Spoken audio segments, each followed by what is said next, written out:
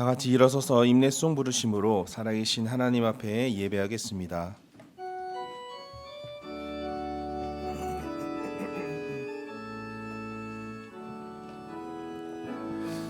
하늘의 문을 여소서, 이곳을 주목하소서. 주를 향한 노래가 꺼지지 않으니 하늘을 열고 보소서. 이곳에 임재하소서. 주님을 기다립니다. 기도의 향기가 하늘에 닿으니 주여 임재하여 주소서.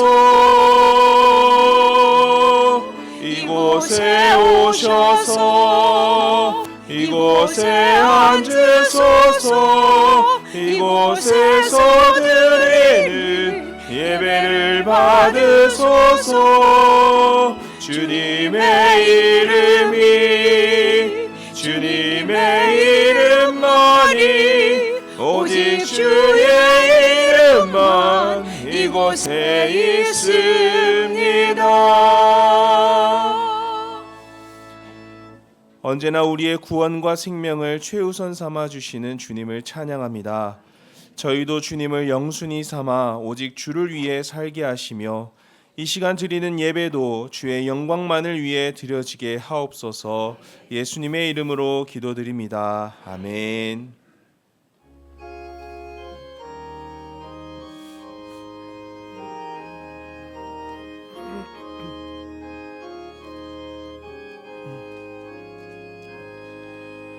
예수 우리 왕이여, 이곳에 오셔서 우리가 왕께 드리는 영광을 받아주소서. 우리는 주님의 백성, 주님은 우리 왕이라. 왕이신 예수님 오셔서 좌정하사 다스리소서. 예수 우리 주시여, 이곳에 오셔서 우리가 주께 드리는 찬양을 받아주소서. 우리는 주님의 종들, 주님은 우리 주시라. 주 대신 예수님 오셔서 이 찬양을 받아주소서.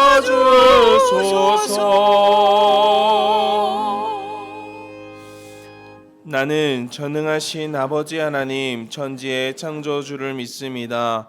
나는 그의 유일하신 아들 우리 주 예수 그리스도를 믿습니다.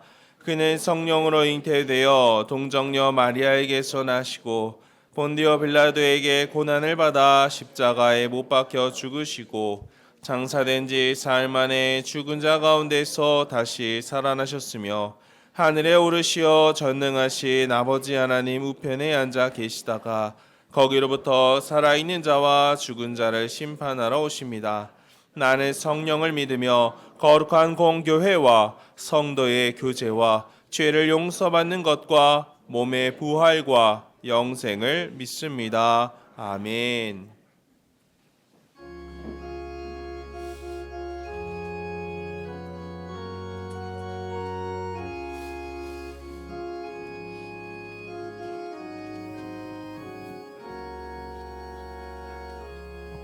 주 예수보다 더 귀한 것은 없네. 이 세상 부귀와 바꿀 수 없네. 영축은 내 대신 돌아가신 그 놀라운 사랑 잊지 못해. 세상 즐거움 다 버리고 세상 자랑 다 버렸네. 주 예수보다 더 귀한 것은 없네. 예수밖에는 없네. 주 예수보다 더 귀한 것은 없네. 이 세상 명예와 바꿀 수 없네. 이전에 즐기던 세상 일도 주 사랑하는 마음 맺지 못해. 세상 즐거움 다 버리고 세상 자랑 다 버렸네. 주 예수보다 더 귀한 것은 없네. 예수밖에는 없네. 주 예수보다 더 귀한 것은 없네. 이 세상 행복과 바꿀 수 없네. 유혹과 핍박이 몰려와도 주 섬기는 내 맘 변치 않아. 세상 즐거움 다 버리고 세상 자랑 다 버렸네. 주 예수보다 더 귀한 것은 없네. 예수밖에는 없네.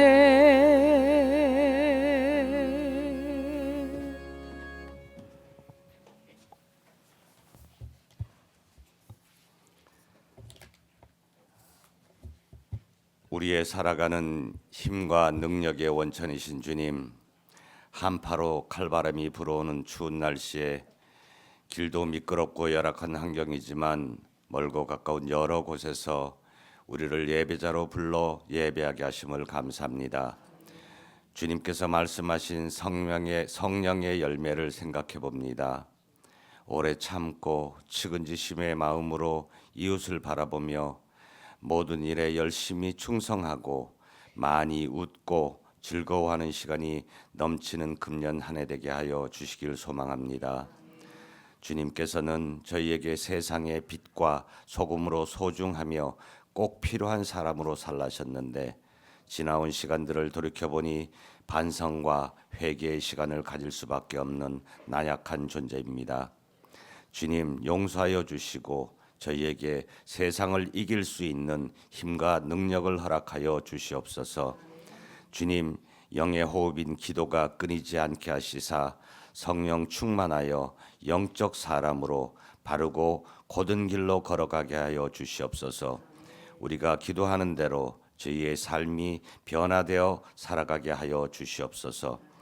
주님, 우리나라 사람들 마음이 갈라지고 어지럽고 혼란스러운 가운데 한파까지 찾아와 땅도 얼고 세상도 얼어가는 것 같습니다.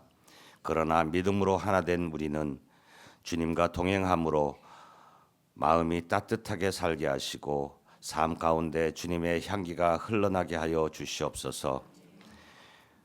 우리 교회 각 부서, 기관, 부역 모두 모이기에 힘쓰며 기도로 하나 되게 하시사 활성화되고 성장하며 부흥하는 교회 되게 하여 주시옵소서. 주님, 자녀를 바르게 자라게 하는 양육의 책임과 의무를 우리에게 주신 주님, 교육부 우리 아이들 겨울 성경학교를 진행하고 있습니다.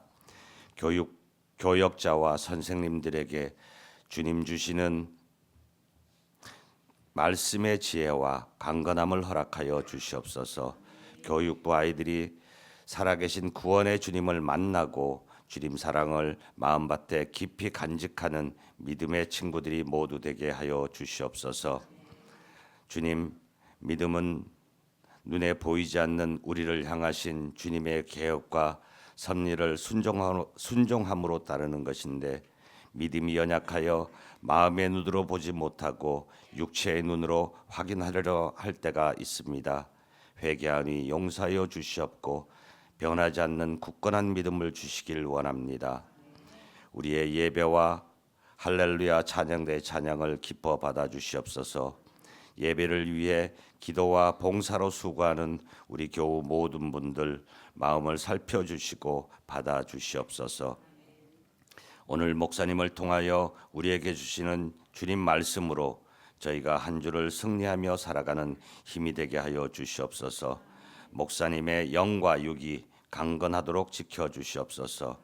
우리의 마음과 뜻과 정성을 모두 바쳐드리는 예배가 되게 하여 주시옵고 주님 홀로 영광 받아 주시옵소서.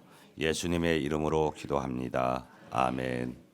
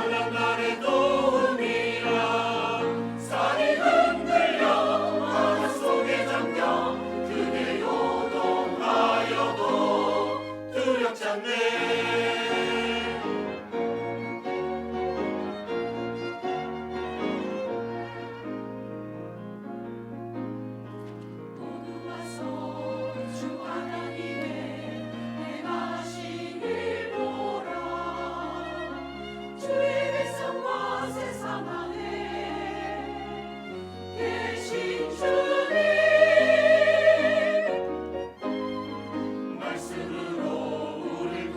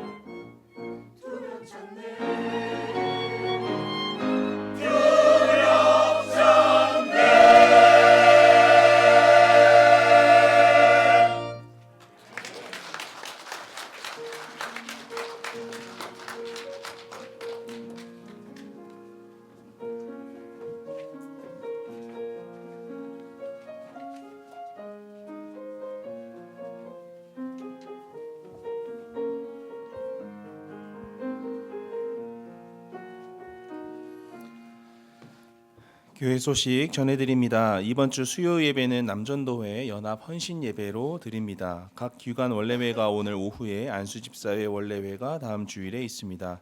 유초등부 겨울 성경학교가 오늘까지, 영유치부 성경학교가 오늘과 다음 주일까지 진행됩니다. 교회학교 모든 자녀들이 겨울 사역을 통해 받은 은혜를 잊지 않고 예수 안에서 자라갈 수 있도록 계속해서 기도 부탁드립니다. 상반기 장학생 신청을 받습니다. 주보와 홈페이지에 게시된 자료를 확인하시고 신청을 원하시는 분은 23일 주일까지 신청해 주시기 바랍니다. 상반기 악기 교실이 3월부터 개강하게 됩니다. 주보에 삽지된 안내문을 읽어보시고 수강을 원하시는 분들 또한 23일 주일까지 사무실로 신청서를 작성해서 제출해 주시기 바랍니다. 매일 성경 큐티책 3, 4월호가 필요하신 분들은 23일 주일까지 사무실로 신청해 주시면 되겠습니다. 교우동정입니다. 박점주 원로 장로님과 엄세용 명예권사님이 차남 박형민 목사님이 다음 주일에 청주 감화교회의 담임 목사님으로 취임하십니다. 기타 내용은 주보를 참고해 주시기 바랍니다.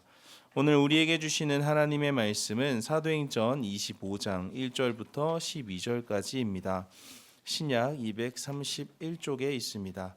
사도행전 25장 1절부터 12절까지의 말씀을 읽도록 하겠습니다. 베스도가 부임한 지 3일 후에 가이사랴에서 예루살렘으로 올라가니 대제사장들과 유대인 중 높은 사람들이 바울을 고소할세 베스도의 호의로 바울을 예루살렘으로 옮기기를 청하니 이는 길에 매복하였다가 그를 죽이고자 함이더라. 베스도가 대답하여 바울이 가이사랴에 구류된 것과 자기도 멀지 않아 떠나갈 것을 말하고 또 이르되 너희 중 유력한 자들은 나와 함께 내려가서 그 사람에게 만일 옳지 아니한 일이 있거든 고발하라 하니라.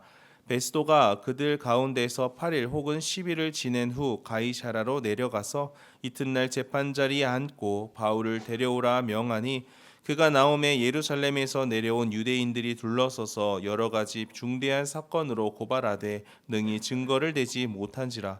바울이 변명하여 이르되 유대인의 율법이나 성전이나 가이사에게나 내가 도무지 죄를 범하지 아니하였노라 하니 베스도가 유대인의 마음을 얻고자 하여 바울더러 묻되 내가 예루살렘에 올라가서 이 사건에 대하여 내 앞에서 신문을 받으려느냐. 바울이 이르되 내가 가이사의 재판자리 앞에 섰으니 마땅히 거기서 신문을 받을 것이라. 당신도 잘 아시는 바와 같이 내가 유대인들에게 불의를 행한 일이 없나이다. 만일 내가 불의를 행하여 무슨 죽을 죄를 지었으면 죽기를 사양하지 아니할 것이나 만일 이 사람들이 나를 고발하는 것이 다 사실이 아니면 아무도 나를 그들에게 내줄 수 없나이다. 내가 가이사께 상소하노라 한데 베스도가 배석자들과 상의하고 이르되 내가 가이사에게 상소하였으니 가이사에게 갈 것이니라 하니라. 아멘. 다 같이 일어서서 마음과 정성 다해 준비하신 예물 하나님께 봉헌하겠습니다.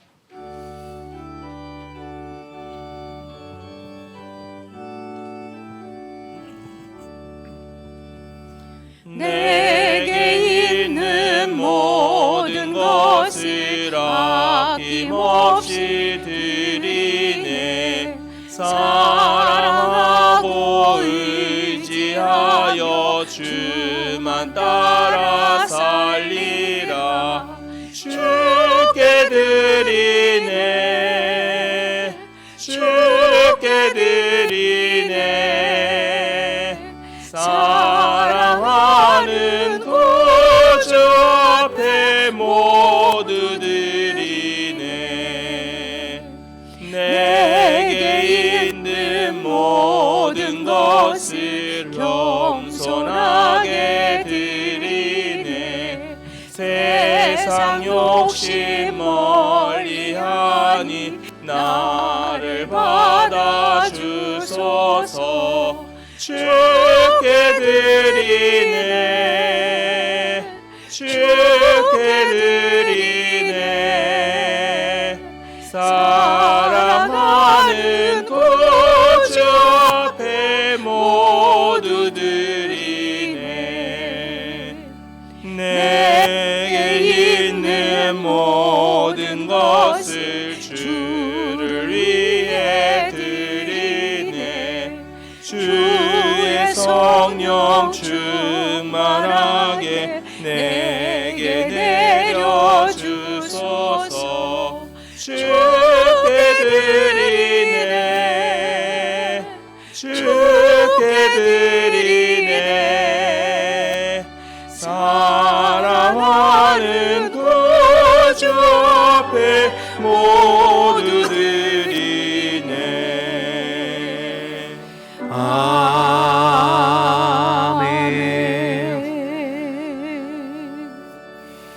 하나님 아버지 감사합니다. 지난 한 주간 추운 날씨 가운데도 저희들 붙잡아 주시고 또 오늘 주일에 함께 모여 예배하며 한 주간 열어가게 하셔서 감사합니다. 아침 일찍부터 준비하고 또 구별된 마음으로 주님 앞에 나와 예배하는 우리 성도들을 주님께서 기억해 주시고 이 시간 이 예배를 통해 살아계신 하나님을 만나고 하나님의 은혜를 덧입고 주의 말씀을 받는 복된 시간 될 수 있도록 주님 인도하여 주옵소서. 그래서 한 주간을 내 힘만 가지고 사는 것이 아니라 주를 힘입어 살아가는 우리 모두가 될 수 있도록 주님 인도하여 주옵소서. 주님이 우리의 피난처가 되시고 우리의 요새와 산성이 되심을 고백합니다. 세상이 참으로 혼란스럽고 요동칠 때에 우리의 믿음을 주의 말씀에 굳건히 세워 나와 함께 하시는 주님을 믿음으로 바라보며 흔들림 없이 좌로나 우로나 치우치지 아니하고 주님 주신 사명의 길 끝까지 걸어가는 우리 모두가 될 수 있도록 도와주옵소서.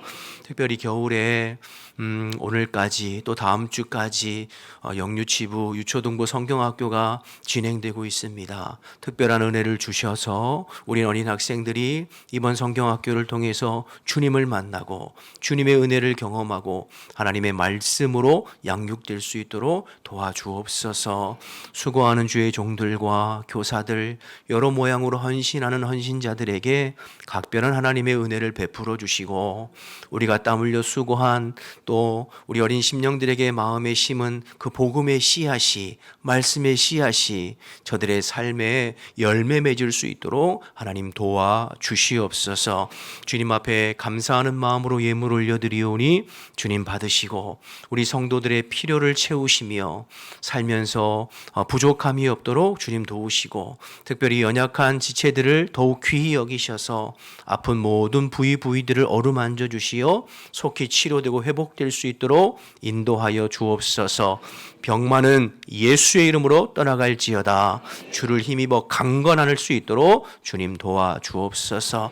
하나님, 군에 가 있고 지방에 있고 해외에 나가 있는 우리의 자녀들과 가족들 한 주간도 어느 곳에 있든지 눈동자와 같이 지키고 보호하시며 악에 물들지 아니하고 주님 주의 말씀으로 이길 수 있는 우리의 자녀들과 가족들이 될 수 있도록 주님 도와 주옵소서. 오늘도 주의 말씀 나눌 때 성령님 함께 하실 줄 믿고 예수님의 이름으로 기도드립니다. 아멘. 자리에 앉겠습니다. 우리 옆에 분들하고 인사하실 때 주 안에서 평안하셨습니까? 한 번 더 인사하실 때 감기 조심하세요. 저도 조심한다고 아주 조심했는데 감기가 들어서 목 감기가 와서 좀 음성이 조금 듣기가 좀 힘드시더라도 양해해 주시기를 부탁드리겠습니다. 우리는 지난주에 가이사랴로 압송되어서 벨릭스 총독 앞에서 재판을 받던 그 바울의 재판을 함께 살펴본 바가 있습니다. 예루살렘에서 대제사장과 그리고 유대 지도자들이 더둘로라고 하는 유능한 변호사를 대동하고 와서 이제 벨릭스 앞에서 고소하고 고발하고 이에 대해서 이제 바울이 스스로를 하나하나 변호하는 내용들을 또 지난주에 살펴보았죠. 더둘로라고 하는 사람은 굉장히 유능하고 똑똑하고 세상적으로 아주 잘 나가는 그런 변호사였습니다. 그러나 그에게 이제 믿음은 없었죠. 바른 신앙은 없었어요. 그래서 세상적으로는 인정받고 돈도 많이 벌고 부귀영화를 누렸을지 모르지만 하나님 앞에서 값진 인생은 살지 못했습니다. 이에 반해서 바울은 바른 신앙과 실력을 가지고 로마 총독 앞에서도 그리스도의 부활에 대해서 담대히 증거하고 또 자신을 고발하는 내용에 대해서 하나하나 논리적으로 또 설명하고 해명하는 바른 신앙과 실력을 가진 하나님의 일꾼이었던 것을 우리가 살펴보았죠. 그런 바울이기에 하나님께서 그를 전 세계를 다니며 그리스도의 복음을 증거하는 하나님의 도구로 또 일꾼으로 사용하셨던 것을 우리가 살펴본 바가 있습니다. 여러분, 저와 여러분이 특별히 여러분의 자녀들과 우리 교회 다음 세대들이 바울과 같이 바른 신앙과 실력을 갖춘 하나님의 사람으로 쓰임받게 되기를 다시 한번 축복합니다. 자, 그런데요, 이 더둘로와 바울 외에 지난주에 살펴본 또 한 사람이 있었는데 벨릭스 총독이었습니다. 이 벨릭스 총독은 신앙도 없고 실력도 없고 오직 자신의 육체적인 탐욕과 욕심을 채우는 데 급급한 사람이 벨릭스였죠. 벨릭스는 바울이 죄가 없다는 것을 알았어요. 그럼에도 불구하고 2년 동안이나 바울을 감옥에 구금해 두고 풀어주진 않았습니다. 이유가 두 가지였죠. 하나는 그에게 돈, 뇌물을 받고 싶어서, 또 하나는 유대인들의 환심을 사서 이것을 정치적으로 이용해 먹으려고 바울을 풀어주지를 않았어요. 바울에게 복음을 전해들었음에도 불구하고 그는 들은 말씀보다는 어떻게든 돈을 더 받아볼까 하는 생각에 복음을 거부한 인물이 이제 벨릭스죠. 이 부분에 대해서 조금 더 좀 살펴보기를 원하는데요. 이 24장 24절 25절 말씀을 좀 다시 보실까요? 앞에 오늘 본문 앞에 24장 24절 25절. 수일 후에 벨릭스가 그의 아내 유대 여자 두루실라와 함께 와서 바울을 불러 그리스도 예수 믿는 도를 듣거늘 바울이 의와 절제와 장차올 심판, 벨릭스와 두루실라의 부적절한 관계에 대해서 바르게 증거한 거죠. 의와 절제와 장차 오는 심판을 강론하니 벨릭스가 두려워하여 대답하되 지금은 가라. 내가 틈이 있으면 너를 부리리라 하고. 바울의 말씀을 듣고 벨릭스 마음에 찔림이 있었어요. 그의 마음이 두려웠다는 얘기는 성령께서 말씀을 통해서 그의 마음을 찌르신 거예요. 이건 회개하고 돌이킬 기회를 주신 것이고 마음을 열어 예수를 구주로 고백하고 회개하고 구원받을 기회를 주신 거잖아요. 그러나 그는 하나님이 주신 기회를 스스로 발로 차버리고 26절에 보면 오로지 돈을 받을 생각만 하고 있는 것밖에 없습니다. 결국 예수 믿고 구원받을 기회도 놓치고 2년 만에 황제에게 소환돼서 유대 총독 자리에서 이제 물러나게 되는, 그래서 후임으로 베스도 총독이 부임했다는 얘기가 이제 오늘 본문부터 시작되는 거거든요. 여러분, 이 부분을 조금 더 묵상해 보면 지금 우리는 사도행전을 1년 넘게 살펴보고 있습니다. 1장부터 이제 25장까지 왔는데요. 28장까지 있으니까 몇 주 안 남았어요. 쭉 살펴보면서 사도행전에 수많은 인물들이 나오는데 그 많은 사람들 중에 적어도 우리가 신앙생활하면서 이런 사람들의 모습은 본받으면 안 되겠다 싶은 사람들이 있거든요. 그 대표적인 사람 세 사람을 꼽으면 사도행전 2장에 가룟 유다가 있고, 사도행전 5장에 아나니아와 삽비라가 있고, 사도행전 24장에 벨릭스 총독이 있습니다. 사도행전 2장의 가룟 유다는 예수님과 3년 동행하며 따라다녔는데 결국 예수님을 배신하고 팔아버린 자요. 사도행전 5장의 아나니아와 삽비라는 교회가 한참 부흥하고 성장할 때 하나님을 속이고 성령을 속이려 들다가 죽임을 당한 부부이고, 사도행전 24장의 벨릭스는 사도 바울을 통해서 그리스도의 복음을 듣고 회개하고 구원받을 기회가 주어졌음에도 불구하고 이를 거부한 안타까운 사람입니다. 그렇죠? 그런데 참으로 흥미로운 사실은 이 세 사람의 공통점, 이 세 부류의 사람들의 공통점이 뭔가요? 돈입니다. 돈. 여러분, 가룟 유다는 돈 때문에 예수님을 팔아넘겼습니다. 아나니아와 삽비라는 돈 때문에 하나님을 앞에 거짓말하고 성령을 속이려고 들었습니다. 그리고 벨릭스 총독도 돈 때문에 복음을 거부했어요. 전부 돈 때문에, 물질 때문에 복음을 거부하고 하나님을 대적하고 거짓말하고 신앙 양심을 팔아버린 안타까운 사람들이라고 하는 공통점이 있죠. 돈의 미혹을 받아 돈 욕심 때문에 결국 구원받을 기회도 놓치고 하나님을 대적하는 자리에 서게 되는 사람들입니다. 이제 공통점이죠.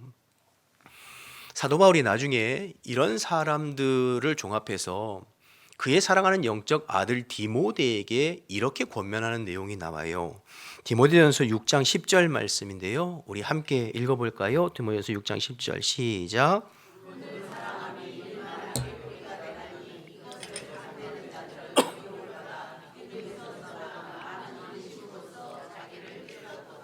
돈을 사랑하는 것이 일만하게 뿌리가 된대요. 돈을 탐내고 돈 욕심 부리는 것이 일만하게 뿌리가 되고 하나님을 떠나게 되는 계기가 되고 또 스스로 자기의 마음을 찔러 근심하게 하는, 그러니까 지나치게 돈을 사랑하는 마음이 믿음을 떠나게 만들고 지나치게 돈 욕심하는 마음이 스스로 마음을 근심케 한.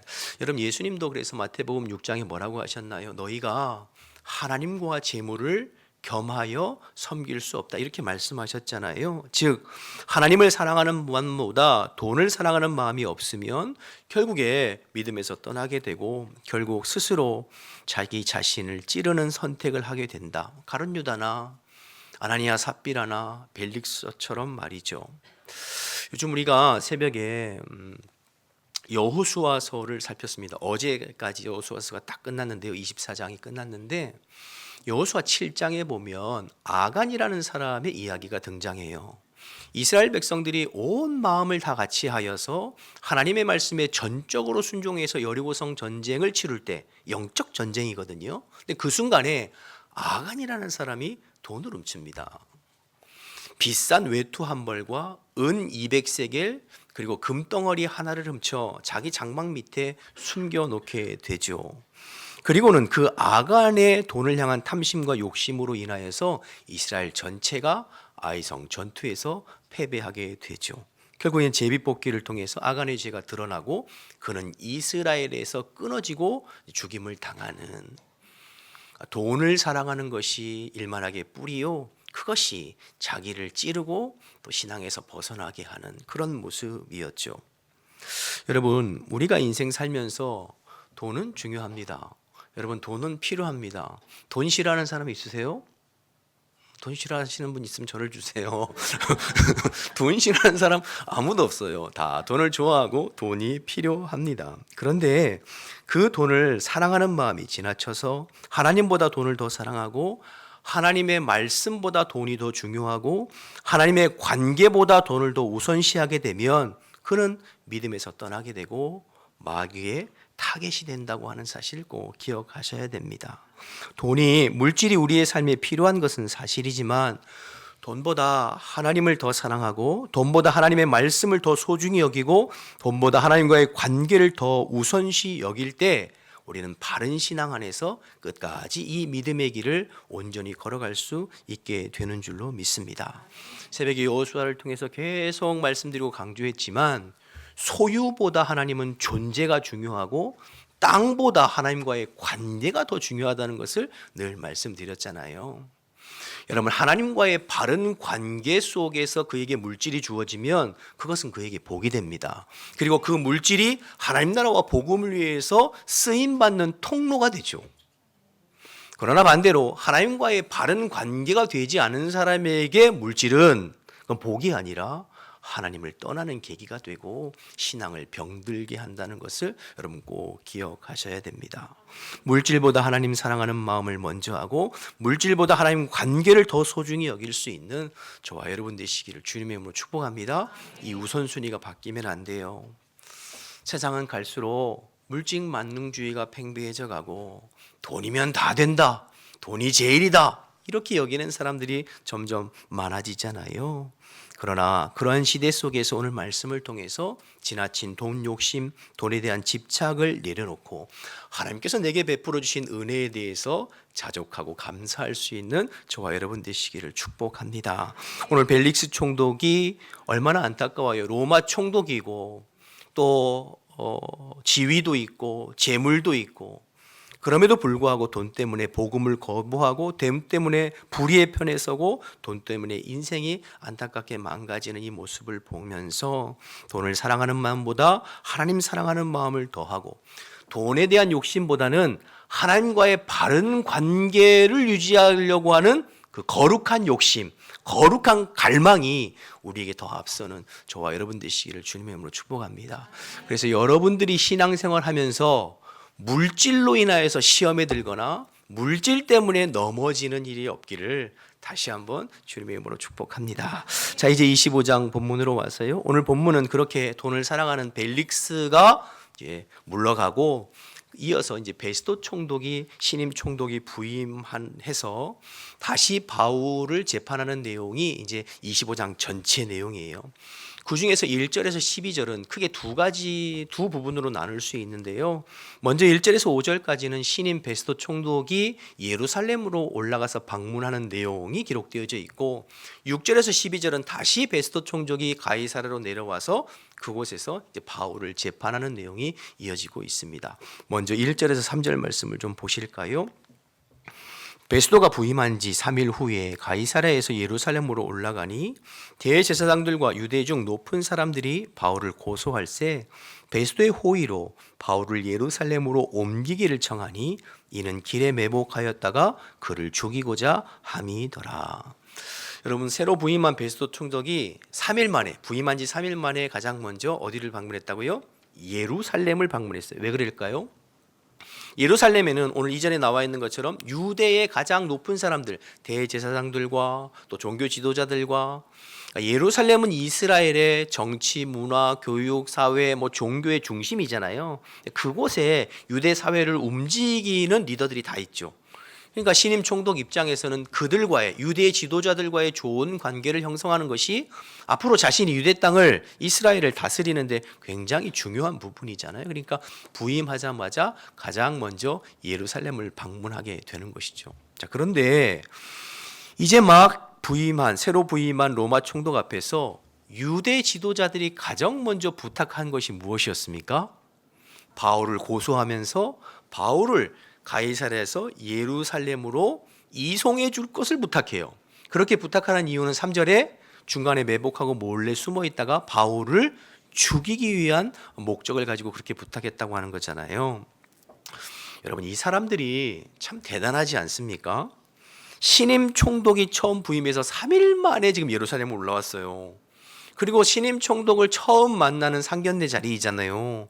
그런데 이들이 다른 무엇보다도 바울을 이송하고 바울을 죽이기 위해서 지금 총독에게 부탁하고 있다고 하는 사실이에요.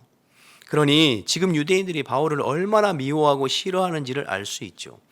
사실 더 정확하게 이야기하면 바울을 미워한다기보다는 바울이 전하는 복음을 싫어하는 것이고 복음이신 예수님을 싫어하기 때문에 지금 이런 생각을, 이런 부탁을 하고 있는 것 아니겠어요? 2년 전에도 똑같은 일을 계획하고 부탁했죠. 천부장에게 로마 군 영내에 있는 바울을 사내들은 공회로 데리고 올 것을 부탁하고 중간에 40명이 매복하고 있다가 바울을 죽이려고 했는데 실패했잖아요. 2년이 지난, 그래서 신임 총독이 왔는데도 불구하고 여전히 포기를 모르고 새로운 신임 총독 베스도에게 바울을 예루살렘으로 이송해 줄 것을 부탁하고 있는 겁니다. 오로지 바울을 죽이려는 생각밖에는 없죠. 2년 동안 전혀 그들의 마음이 바뀌지 않고 포기를 모르고 있습니다. 저는 한 주간 이 말씀 묵상하면서 두 가지를 좀 마음에 생각하게 되었는데요. 하나는 우리의 원수들은 절대로 포기를 모른다고 하는 사실입니다. 여러분, 우리의 원수가 누군가요? 사단 마귀죠. 즉 우리의 대적 마귀는 포기할 줄 모릅니다. 복음을 방해하고 복음을 전하는 전도자를 핍박하고 죽이는 일에 있어서는 마귀는 포기할 줄을 몰라요. 2년이 지났어요. 아니 2년이 아니라 20년이 지나고 200년이 지나고 2000년이 지나도 마귀는 포기를 모릅니다. 그리고 지금도 교회를 핍박하고 믿는 자들을 핍박하고 하나님의 복음이 증거되는 것을 회방하는 일에 포기를 모른다는 사실이죠. 시대는 다르고 쓰임받는 사람들은 달라도 여전히 마귀는 사람들을 통하여 세상의 권력자들의 힘을 등에 업고 어떻게 해서든 복음을 가로막고 교회를 핍박하고 믿는 자들을 힘들게 하려고 지금도 포기하지 않고 공격하고 있다는 사실을 여러분 우리는 꼭 기억하고 아셔야 합니다. 그래서 베드로전서 5장 8절 9절 말씀이 이렇게 기록되어져 있죠. 근신하라 깨어라 너희 대적 마귀가 우는 사자같이 두루다니며 삼킬 자를 찾나니 너희는 믿음을 굳건히 하게 하여 그를 대적하라. 이는 세상에 있는 너희 형제들도 동일한 고난을 당하는 줄 알미라. 이렇게 말씀하셨어요. 항상 마귀는 지금도 우는 사자처럼 삼킬 자를 노리고 있어요. 배고픈 굶주린 사자가 먹잇감을 찾아 헤매이듯이 어떻게 하면 믿는 자들을 한 사람이라도 실족시키고 넘어뜨리고 신앙에서 벗어나게, 어떻게 하면 복음을 회마하고 가로막고 교회를 왕해시키고 분열시키게, 그것을 위해서 지금도 끊임없이 공격하고 있다는 것입니다. 그래서 여러분, 저와 여러분은 늘 주님 앞에 깨어 있어야 돼요. 더 기도하고 더 말씀 보고, 그래서 늘 주님 앞에 깨어 있어 우리를 호시탐탐 노리는 마귀, 악한 영이 있다는 것을 기억하고 그 마귀의 공격을 대비하고 분별하고 싸워 이겨야 되는 줄로 믿습니다. 그렇지 않으면 언제 누가 어떻게 넘어질지 몰라요. 여러분, 지금도 이 마귀의 집요한 공격에 수많은 목회자들과 수많은 성도들이 넘어지고 있습니다. 마귀의 공격에 수많은 교회들이 속수무책 당하고 있어요. 마귀가 한 번 공격했다고 끝나는 게 아니에요. 우리가 한 번 이겼다고 해서 끝나는 게 아니에요. 끊임없이 포기하지 않고, 그러니까 우리는 주님 앞에 설 때까지 항상 영적으로 깨어 있어 마귀의 대적과 공격을 잘 감당하고 싸워 이기는 저와 여러분 되시기를 주님의 이름으로 축복합니다. 또 하나 말씀을 묵상하면서 참 안타까운 것은요, 지금 바울을 포기하지 않고 죽이려고 준비하고 계획하고 음모를 꾸미는 사람들이 도대체 누구입니까? 대제사장들과 유대 지도자들이죠. 이들은 나름대로 하나님을 잘 섬긴다고 자부했고 신앙생활 잘 하고 있다고 스스로 믿었던 사람들이에요. 여러분, 대제사장은 매일매일 하나님 앞에 드리는 예배를 집례하는 사람이에요. 그리고 여기 종교 지도자들은 매일매일 수많은 예배와 물질을 가지고 하나님 앞에 예배하고 하나님을 섬겼던 사람들입니다. 그런데 그런 수많은 예배를 드리는 사람들이었지만 바울을 미워하고 하나님의 사람을 죽이려고 하는 마음이 변함이 없어요. 2년 전이나 지금이나 변함이 없어요. 자신들의 목적을 달성하기 위해서는 수단과 방법 가리지 않고 몰래 숨어서, 이건 율법을 다 범하는 거거든요. 그런 일들을 서슴지 않고 있는 것을 보게 됩니다. 여러분, 무슨 말일까요? 이게 무슨 뜻입니까? 이들의 모든 예배와 신앙생활은 가짜라는 뜻입니다. 하나님 앞에 수많은 예배를 드리지만 그 예배를 통해서 살아계신 하나님을 만나고, 예배를 통해서 영적으로 하나님과 교제하고, 예배를 통해서 하나님의 말씀을 통해 하나님의 뜻을 분별하고 아는 자들이라면 어떻게 여러분이 이런 일들을 계획하고 하나님의 사람을 죽이는 일에 이렇게 혈안이 될 수 있겠어요? 이 말은 저들이 수없이 예배를 드렸지만, 그러나 그 예배는 형식적인 예배요, 죽은 예배요, 하나님과 영적인 교제가 예배가 없는 그런 예배를 드린 그저 종교인이었다는 것을 스스로 이야기하고 있는 거죠. 여러분, 이런 예배를 2년 아니라 20년을 드려도 이들의 삶에, 이들의 심령에는 변화가 없는 것입니다. 여전히 누군가를 미워하고, 여전히 누군가를 해하려고 하고, 여전히 자신들의 목적을 위해서는 수단과 방법을 가리지 않고 악한 일을 행하면서도 전혀 양심의 가책을 느끼지 않는, 그러면서도 오늘도 또 예배하고 있겠죠. 여러분, 이것이 비단 유대인들만의 문제일까? 우리의 예배, 우리의 신앙생활은 어떤가? 우리 스스로 한번 살펴보아야겠습니다. 지난 2년간 저와 여러분도 수많은 예배를 드리지 않았습니까? 매주 이렇게 예배 드렸잖아요. 그럼 한번 여러분 스스로 생각해 보세요. 지난 2년 동안 내가 미워하고 시기하는 사람, 이제는 그를 용서하고 화해하고 이제 하나 되셨습니까? 지난 2년 전에 하나님 앞에 죄짓고 하나님께서 기뻐하시지 않는 악한 습관들, 악한 생각들, 이제는 좀 변화되어서 하나님 기뻐하시는 삶으로 조금 더 나아지셨습니까? 아니면 여전히 2년 전이나 지금이나 여전히 내 마음속에 미워하고 시기하고 싫어하는 사람들 더 싫어서 죽이고 싶고, 여전히 내 안에 내 삶에 하나님 앞에 어두운 그늘이 해결되지 않아서 여전히 동일한 반복적인 죄에 넘어지고 있는 우리의 모습은 아닌가. 오늘 대제사장과 유대 종교자들을 우리가 손가락질할 수 없을 것 같아요. 우리의 모습을 보고. 저는 이 말씀 묵상하면서 두 가지 소원을 하게 되었습니다. 하나님, 우리 화암백각교회에 드려지는 모든 예배를 통해 살아계신 하나님을 만나고 살아계신 하나님과 영적인 교제하고 살아계신 주님의 음성을 듣는 살아있는 예배 되게 해주세요. 예배를 통해서 주님과 영적으로 교제하고, 예배를 통해서 주님의 은혜를 받고, 예배를 통해서 나를 향하신 하나님의 뜻을 깨닫는 살아있는 예배 되게 해주세요.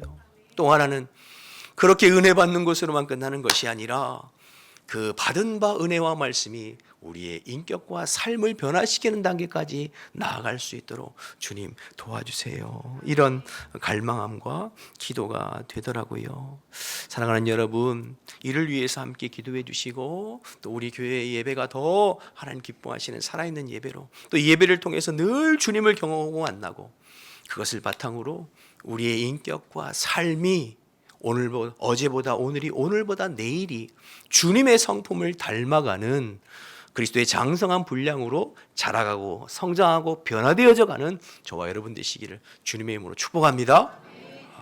축복합니다. 2년 뒤가 기대가 되는 거죠. 이제 2년 뒤가 옆에 분하고 인사하세요. 2년 뒤를 기대하겠습니다. 기대. 네. 그렇게 되기를 갈망합니다. 네, 갈망합니다. 자, 이제 다시 본문으로 돌아와서 바울을 가이사랴에서 예루살렘으로 이송해 줄 것을 요청하는 그 유대 지도자들에 대해서 신임 총독 베스도가 이렇게 대답을 해요. 4절 5절 계속 보실까요? 베스도가 대답하여 대제사장과 유대 지도자들에게 대답하는 거죠.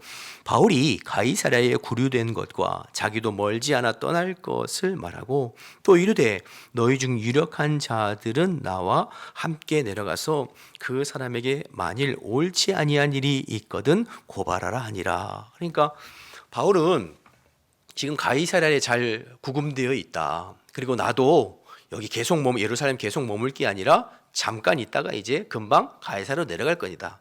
그러니까 당신들이 나와 함께 가이사랴로 내려가서 그곳에서 바울을 다시 한번 재판해 보자, 이렇게 이제 얘기하는 것 아니겠어요? 그리고 6절에 나와 있는 것처럼 이제 베스도가 일주일 조금 넘게 8일에서 10일 정도 예루살렘 머물고 있다가 예루살렘의 종교 지도자들과 대제사장과 함께 가이사랴로 내려왔어요. 그리고는 이제 가이사랴에서 다시 베스도가 바울을 재판하는 내용이 6절에서 12절인데 7절 말씀을 한번 주목해 보실까요? 7절 보시면 그가 나오매 바울이 재판장 앞으로 불려 나온 거죠. 예루살렘에서 내려온 유대인들이 둘러서서 여러 가지 중대한 사건으로 고발하되, 그다음 뭐라고 그랬죠? 능히 증거를 대지 못한지라. 지난주에 살펴본 벨릭스 총독 때와 똑같은 거예요. 유대인들은 지금 막 혈기를 부리면서 여러 가지 중대한, 저 사람 죽여야 된다고 막 얘기는 떠들고 있지만 정작 바울의 죄를 입증할 증거도 증인도 없는 거죠. 그러니까 지금 이 재판을 통해서 신임 총독 베스도도 알았겠죠. 무엇을요? 바울이 죄가 없다는 것을 알았겠죠. 그래서 어떤 의미에서 자꾸 유대 지도자들이 바울을 이송해 줄 것을 요청하는 이유가 그래서인 것 같아요. 왜냐하면 총독 앞에서 재판 받아봐야 로마법에 의거해서 바울에게 유죄를 끌어내기가 쉽지 않다는 걸 본인들도 아는 거죠. 그러니까 이송시켜 달라고 해서 중간에 매복해서 바울을 죽이려고 음모를 꾸미는 것밖에는 그게 최선책이라고 생각했겠죠. 자, 어쨌든 새로운 신임 총독 베스도도 재판을 통해서 바울이 죄가 없다는 것을 알았어요. 자, 그럼 어떻게 하면 됩니까? 풀어주면 되죠. 죄가 없으면 석방하면 이 문제가 깔끔하게 해결되는 것 아니겠어요? 그런데 이 순간에 베스도가 어떤 선택을 하고 무엇이라고 말하는지 한번 보세요. 9절 말씀을 보실까요? 베스도가 유대인의 그다음 뭐랬죠? 마음을 얻고자 하여 바울더러 묻되 내가 예루살렘에 올라가서 이 사건에 대해서 내 앞에서 신문을 받으려느냐? 아니 죄가 없으면 그냥 석방해 주면 되는데 바울이 이렇게 말하는 거예요. 바울아, 너 나랑 같이 예루살렘 올라가서 이 사건에 대해서 다시 한번 재판 받아볼래? 여러분 베스도의 말같이 바울이 거기에 넘어가서 예루살렘으로 올라가면 어떻게 됩니까? 중간에 매복하고 있다가 죽이는 거잖아요. 그러니까 여러분, 이 지금 베스도의 이 사악한 마음, 예나 지금이나 이 정치하는 사람들의 이 마음은 지금 그 사건의 진위가 중요한 게 아니에요. 옳고 그름이 중요한 게 아니에요. 이 사건을 어떻게 하면 나에게 유리한 쪽으로 끌고 갈까? 그 생각만 하는 거죠. 여러분 베스도 입장에서 죄 없는 그 사람 로마인이잖아요. 죽이는 것, 죄를 뒤집어 쓰기는 것 쉽지 않잖아요. 그렇다고 그를 죄 없다고 풀어주자니 앞으로 유대 지도자들과의 관계가 껄끄러워질 것 같으니 나랑 같이 예루살렘에 가서 다시 한번 재판 받아볼래? 그러면 내 손에 피도 안 묻히고 그리고 유대 지도자들과의 관계도 유지할 수 있고, 그러니까 항상 이 정치하는 사람들은 이 지금 모든 사건의 어떤 진실과 또 진위를 규정하는 것보다는 이것을 어떻게 하면 내가 정치적으로 이용하고 사람들의 마음을 얻고 민심을 얻고 사람들을 기쁘게 해서 나의 입지를 굳혀갈까, 여기에만 혈안이 돼 있는 게 예나 지금이나 정치하는 사람들의 생리가 아닌가 생각이 되어져요. 안타깝죠. 여러분 갈라디아서 1장 10절 말씀에 보면 이런 말씀이 있습니다. 한번 보실까요? 이제 내가 사람을 좋게 하랴 하나님께 좋게 하랴 사람들에게 기쁨을 구하랴 내가 지금까지 사람들의 기쁨을 구하였다면 그리스도의 종이 아니니라. 바울은 지금까지 사람들의 기쁨을 구하지 아니하고 하나님의 기쁨을 구하면서 사역했대요. 이게 무슨 뜻일까요? 바울은 지금까지 내가 사람들의 마음을 얻기 위해 그 사람들에게 즐거움을 주고 그 사람들의 표를 얻고 그 사람들의 민심을 얻어서 나의 유익을 추구하려고 힘써본 적이 없다는 거죠. 오직 나를 부르신 하나님을 기쁘시게 하고 주님의 뜻과 주님의 말씀에 순종하여서 이 복음의 사명을 감당하고 있는 것이다. 이렇게 고백하고 있는 것입니다. 여러분, 우리는 항상 어떤 일을 선택하고 진행해 나갈 때 하나님을 기쁘시게 하고 하나님의 말씀이 내 삶의 기준이 되어 그 말씀 앞에 선택하고 일을 처리할 수도 있고, 하나님의 말씀보다는 사람들의 마음을 기쁘게 하고 사람들이 좋아하는 것을 먼저 선택하고 일을 처리할 수도 있습니다. 그런데 베스도는 이 순간에 무엇을 선택한 거예요? 사람의 마음을 기쁘게 하는 것을 선택한 거죠. 여러분, 오늘 베스도만 그런 게 아니었어요. 신약 성경에 보면 로마 총독이 3명 나옵니다. 하나는 빌라도, 하나는 벨릭스, 그리고 한 사람은 베스도. 여러분, 빌라도도 예수님께서 죄가 없다는 것을 알았어요. 그런데 예수님이 십자가에 못 박히도록 내어줍니다. 왜 그랬는 줄 아세요? 마가복음 15장 15절 말씀을 한번 보실까요? 거기 보면 빌라도가 그다음 뭐라고 그랬죠? 무리에게 만족을 주고자 하여 바라바는 놓아주고, 바라바는 죄인이거든요. 놓아주고 예수는 죄가 없거든요. 채찍질하고 해 십자가에 못 박게 넘겨주니라. 무리에게 만족을 주고자 했다는 이야기가 유대인의 마음을 얻고자 했다는 이야기와 똑같은 말이죠. 죄가 없는 걸 알면서도 그 사람을 죽이는 일에 동조하고 내어주고. 왜요? 사람들의 마음을 얻고 인기를 얻고 지지를 얻고 싶어서. 그래서 사람을 기쁘게 하는 일을 선택했습니다. 또 지난주에 살펴본 벨릭스도 오늘 본문 바로 앞에 지난주에 살펴봤죠. 24장 27절 후반부에 보시면 벨릭스가 유대인의 마음을 얻고자 하여 바울을 바울이 죄가 없다는 걸 알았거든요. 안 풀어줘요. 2년 동안. 왜요? 유대인의 마음을. 오늘 25장 9절 베스도도 똑같죠. 25장 9절에 보면 베스도가 유대인의 마음을 얻고자 하여 너 나랑 같이 예루살렘으로 가서 다시 한번 재판받아 볼래? 이렇게 말을 하고 있는 거죠. 빌라도나 벨릭스나 베스도나 전부 똑같습니다. 예수님과 바울이 죄가 없다는 것을 알면서도 사람들의 마음을 얻기 위해, 사람들의 인기와 지지를 얻기 위해 죄 없는 자를 죽음으로 내몰고 그를 방관하고 진실을 외면하고 불의한 일에 함께하고 있는 것을 보게 됩니다. 이 세 사람 모두 사람들의 마음을 얻고 사람을 기쁘게 하는 일을 선택했죠. 자, 그럼 그렇게 사람들의 지지를 얻기를 애쓰고 사람들의 마음을 얻는 거에 힘썼으면 이 총독들이 그 지지를 얻어서 천년만년 권세를 누리고 행복하게 살아야 되잖아요. 여러분 그랬을까요? 천만에요. 여러분 이 세 사람들의 결과가 상당히 비참합니다. 먼저 빌라도는 예수님 십자가 처형 후에 4년 만에 그의 관직을 박탈당하고 로마로 소환되다가 중간에 스스로 목숨을 끊고 자살하게 됩니다. 벨리스 총독 역시 지난주에 살펴본 대로 2년 만에 뇌물 밝히다가 결국에는 로마로 소환당하고, 베스도 총독 오늘 새로 부임했는데요, 부임한 지 2년 만에 급사합니다. 그가 왜 죽었는지는 알 수 없어요. 그러나 2년 만에 세상을 떠나요.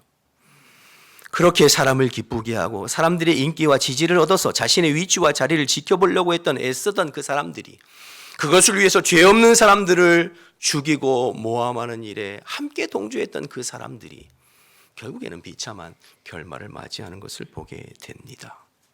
사랑하는 여러분, 사람을 기쁘게 하기보다 하나님을 기쁘시게 하는 저와 여러분 되시기를 주님의 이름으로 축복합니다. 사람의 마음을 얻는 것보다 하나님의 마음을 얻는 것이 더 중요합니다. 여러분, 하나님의 마음을 얻으면 지금은 당장 좀 힘들고 어려울지 몰라도 때가 되면 하나님께서 높이시는 때가 됐고, 때가 되면 하나님께서 세우시고, 때가 되면 하나님께서 길을 열어 가시는 것입니다. 반대로 그 하나님의 마음을 얻기를 마음 두지 아니하고 그 하나님의 말씀은 저버리고 사람들의 마음 얻기, 사람들을 신경 쓰면 결국에는 하나님께도 버림을 받고 사람에게도 버림을 받는 것입니다. 여러분, 구약의 사울 왕과 다윗 왕을 비교해 보세요. 사울은 하나님의 말씀보다는 사람들의 지지가 더 중요했어요. 그래서 아말렉과의 전쟁에서 전부 진멸하라고 말씀하셨음에도 불구하고 하나님 말씀 거역하고 살찐 소와 양을 끌고 왔어요. 왜요? 백성들을 기쁘게 해주기 위해서. 결국 사울은 하나님께 버림받고 사람에게 버림받았습니다. 다윗은 반대였죠. 그가 동굴에서 사울 왕을 죽일 수 있는 기회가 있을 때 신하들 주변의 모든 사람들이 사울을 죽여야 됩니다, 기회입니다 말할 때 다윗은 그렇게 하지 않습니다. 이유가 뭐였습니까? 하나님께서 기름 부어 세운 종을 내가 손대는 것은 하나님께서 허락하시지 않고 기뻐하시지 않는다. 결국 하나님께서 기뻐하시는 하나님의 말씀을 선택했잖아요. 그 결과 다윗은 하나님께도 인정받고 사람들에게도 결국에는 인정받고 높임받는 그러한 인물이 되었죠. 오늘 베스도 사람의 마음을 얻고자 했습니다. 사도 바울은 오직 하나님의 마음을 얻고자 힘썼던 사람입니다. 그런 사도 바울이기에 지금 주변의 모든 사람들이 바울을 죽이려고 하고 바울 편은 하나도 없잖아요. 그럼에도 하나님이 그 바울을 끝까지 보장하시고 그의 사명을 완수하기까지 바울의 삶을 책임져 주신 줄로 믿습니다. 자, 마지막 장면만 좀 보면 베스도가 바울에게 이렇게 예루살렘 올라가자고 이야기할 때 바울이 거기 넘어가지 않죠. 지난 2년 동안이나 구금당하고 재판을 계속 받고 했는데도 판결이 안 났는데 예루살렘 또 올라가 봐야 무슨 좋은 일이 있겠어요. 그러니까 나는 더 이상 유대 지도자들이나 로마 총독들에 의해서 휘둘리지 않겠다. 나는 가이사에게 상소하느라 로마로 보내달라, 거기서 판결받겠다, 그렇게 얘기하는 것이죠. 10절에서 11절 말씀 한번 보고 마무리하도록 하겠습니다. 바울이 이르되 내가 가이사의 재판자리 앞에 섰으니 마땅히 거기서 신문을 받을 것이라. 당신도 잘 아시는 바와 같이 내가 유대인들에게 불의를 행한 일이 없나이다. 만일 내가 불의를 행하여 무슨 죽을 죄를 지었으면 죽기를 사양하지 아니할 것이나 만일 이 사람들이 나를 고발하는 것이 다 사실이 아니면 아무도 나를 그들에게 내줄 수 없나이다. 내가 가이사에게 상소하느라. 베스도 총독, 당신이 지금 재판해 봐서 알지 않느냐? 만약 내가 저 유대인들이 고발한 대로 죽을 죄가 있고 잘못이 있으면 내가 지금 이 자리에서 죽어도 나는 상관이 없다. 그러나 반대로 저 유대인들이 고발하는 것대로 그 죄에 대해서 나를 증명하지 못하고 입증하지 못하면 나를 저들에게 내어줄 수 없다. 나는 가이사에게 상소하느라 로마로 가겠다고 이야기하는 거죠. 로마 시민권자는 어떠한 상황에도 자신이 억울한 재판을 받았다고 생각하면 마지막 황제 앞에서 공정한 재판을 받을 수 있도록 상소할 수 있는 권리가 주어졌거든요. 바울이 지금 그 권리를 사용하고 있는 것입니다. 여러분, 이게 아무것도 아닌 것 같지만 이 짧은 순간에 하나님께서 그의 마음 가운데, 입술 가운데 지혜를 부어 주시는 거죠. 내가 가이사에게 상소하노라 이 한마디가 아무것도 아닌 것 같지만 그 말로 지금 바울의 생명도 보존되고 그가 원하던 로마에 가서 나중에는 로마 황제 앞에 가서 복음을 전할 수 있는 길을 하나님께서 열어 주신 것입니다. 사람의 인기, 사람의 어떤 지지, 사람의 마음을 얻어서 나의 유익을 구하려고 한 것이 아니라 오직 부르심에 하나님의 마음을 얻고 하나님의 말씀을 따라 순종하는 바울에게 하나님께서 때를 따라 지혜로운 마음과 말씀을 주셔서 아무리 힘들고 어려운 상황에도 그를 지키시고 그에게 주어진 사명을 감당하도록 그를 지키시고 인도하시는 줄로 믿습니다. 여러분, 그 하나님이 저와 여러분의 하나님 되시는 줄로 믿습니다. 그 하나님이 저와 여러분을 지키고 인도하시는 줄로 믿습니다. 우리도 신앙생활하면서 삶을 살아갈 때 늘 이 두 가지 선택의 기로에 있을 때가 있습니다. 하나님을 기쁘시게 할 것인가, 사람을 기쁘시게 할 것인가, 하나님의 말씀에 순종할 것인가, 여러분의 직장 상사나 동료나 거래처 사람들의 마음을 기쁘시게 할 것인가, 하나님의 마음을 기쁘시게 할 것인가, 남편이나 아내의 마음을 기쁘시게 할 것인가, 하나님의 마음을 기쁘시게 할 것인가, 여러분과 친한 친구들이나 여러 상황을 기쁘게 할 것인가, 늘 그 고민과 선택 가운데 살아가잖아요. 여러분, 당장은 힘들고 당장은 어려운 것 같아도 하나님을 기쁘시게 하고 하나님의 말씀에 입각한 선택을 하면 하나님께서 저와 여러분의 삶을 책임지시고 때가 되면 우리를 높이시고 우리 주변의 모든 사람들에게도 인정받는, 그리고 그리스도의 선한 영향력을 흘러보내는 그러한 사람으로 저와 여러분을 세워주실 줄로 믿습니다. 그 하나님을 의지하며 주님이 기뻐하시는 일들을 선택하며 하루하루 신앙생활 승리하는 저와 여러분 되시기를 주님의 이름으로 축복합니다. 우리 다 같이 일어나셔서 찬양하고 기도하겠습니다.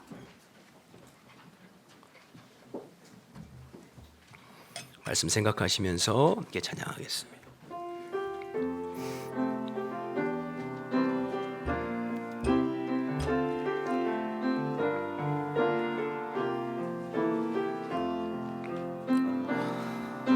나 주님의 기쁨 되기 원하네.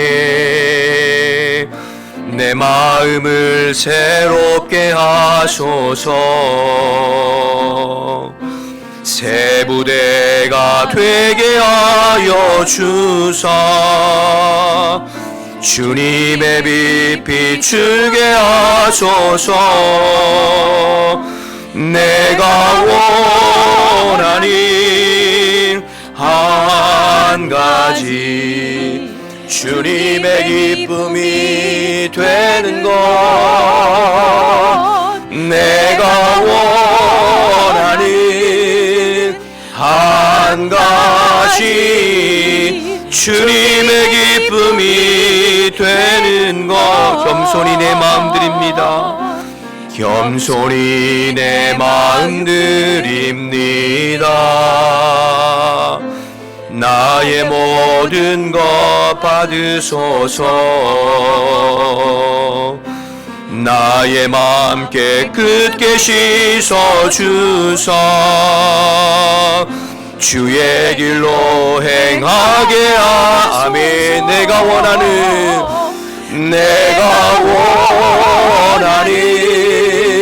한 가지, 주님의 기쁨이 되는 것.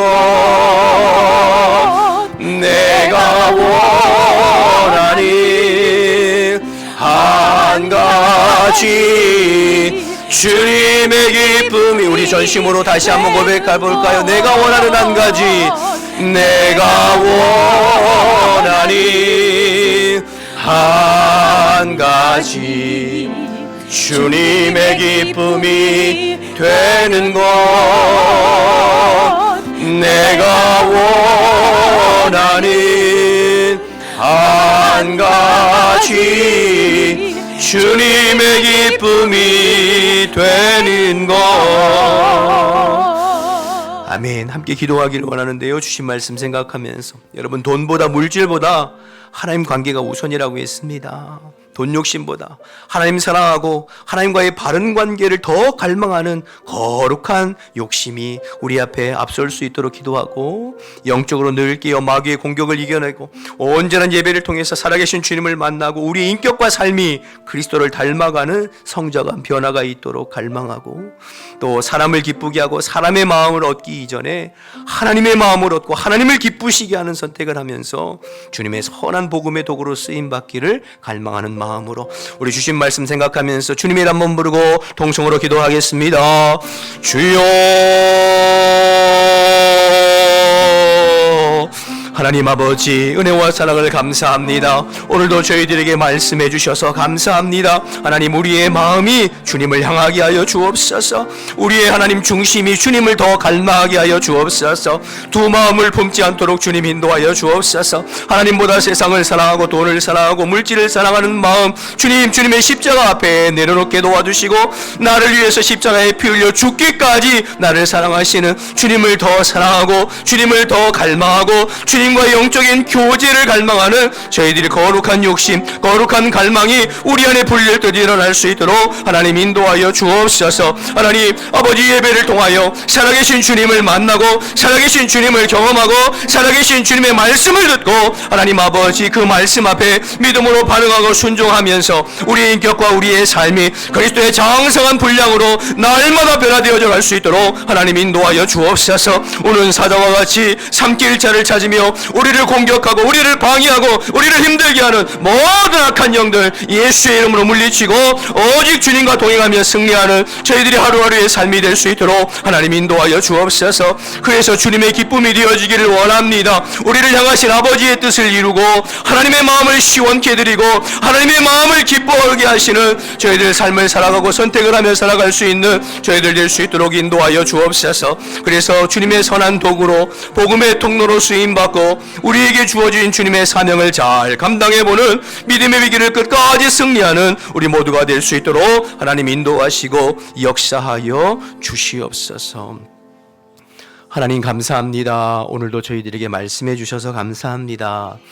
주신 말씀 한 말씀이라도 우리의 신비에 새겨져서 한 주간 살아가면서 그 말씀이 떠오르게 하시고, 우리가 무엇을 선택하고 우리가 무엇을 말하고 우리가 무엇을 행할 때에 하나님의 말씀이 우리의 삶의 기준이 될 수 있도록 인도하여 주옵소서.